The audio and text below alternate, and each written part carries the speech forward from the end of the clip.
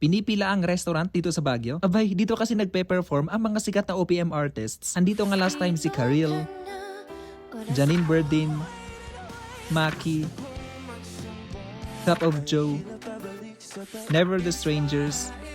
Last year andito rin si Moira.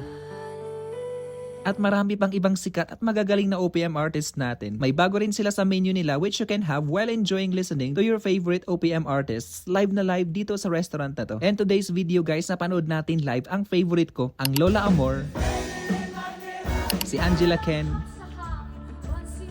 Over October, at si John Roberts. Bale, dito yan sa Route 95 Diner at the Cozy Cove located at the Mountain Lodge number 27 Leonard Wood Road just across Teachers Camp. Nag-collab yan si Route 95 Diner at si The Cozy Cove who hosts the gigs. At kung nagtataka kayo kung bakit mahaba ang pila, huwag kayong mag-alala, hindi ibig sabihin yan na puno ang restaurant. Ito kasi ang pila ng mga nakabili na ng tickets para makapasok sa venue bago magsimula ang gig. Para lang organized ang entrance ng mga concert goers. Continuous pa rin naman ang operation ng restaurant with the regular menu. Kaya kahit wala kang ticket, pwede ka pa rin mag-dine in. Ang hindi mo lang ma-access ay itong outdoor dining area kung saan ginaganap ang live performances. Parang Love Life lang, pwede kang pumasok pero hindi ibig sabihin na may access ka sa lahat. Ikaw kasi medyo controlling. Char. Medyo maliit lang siya sa personal pero aminin natin parang mas malaki siya sa mga napapanood nating videos online. Ito naman ang menu nila para sa mga nasa gig venue. May mga available foods and drinks habang nanonood ng performances. And ready to go ang kanilang packaging kaya madali lang makakain habang pinapanood ang favorite artist mo. Sinubukan ko nga ang kanilang backstage classic cheeseburger at masasabi kong sulit siya. Masarap, nakakabusog. At talagang may pang matagalang energy ka para sa buong gabi. Hindi tulad niyang sa umpisa lang nakakakilig tapos biglang nasa na. At dahil hanggang alas 11:30 pa ang event, napakain ulit tayo. This time sinubukan ko naman ang kanilang tonkatsu. Ang ganda ng pagluto. Para naman sa drink, sinubukan ko ang kanilang pink lemonade mocktail. Refreshing siya at sulit sa presyo. Bali hindi pala everyday ang gigs, scheduled yan siya. Kaya kung gusto mo makasabay sa mga susunod na events, i-follow mo ang Facebook page ng 9 Degrees North. Diyan din nila ina-announce ang mga upcoming performances. Kadalasan mga 2 linggo bago ang event. At dahil mabilis maubos ang tickets, magandang naka-follow ka para updated ka agad. Mas mabuti nang mauna sa ticket selling kaysa mauna sa attachment. Para naman sa ticket bookings, pwede kayong mag-inquire sa Facebook page ng The Mountain Lodge and Restaurant. Kaya kung magbabakasyon ka dito sa Baguio, magandang idagdag mo rin to sa itinerary mo. Saan ka pa makakahanap ng lugar na may pagkain, magandang ambience, at live performances ng mga paborito mong OPM artists? Huwag ka lang masaktan pag ang kinanta ay hanggang dito na lang. Aww. So, paano ulit mag-jeep dito mula sa Session Road? Ito.